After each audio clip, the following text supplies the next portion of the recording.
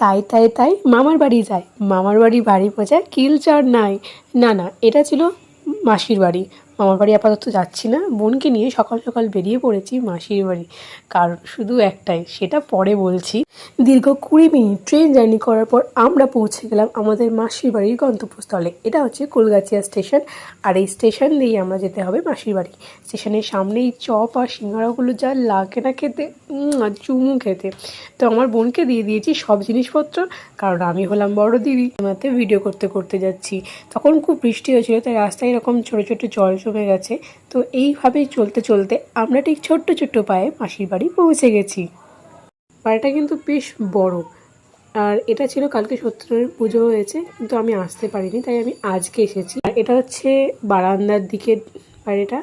এখানে চারিদিকে পুরো মাঠ, প্রচণ্ড সবুজ। আঁচের উনুনে রান্না আমাদের প্রায় শেষ। সবাই মিলে খেতে বসে আমি যার জন্য এসেছি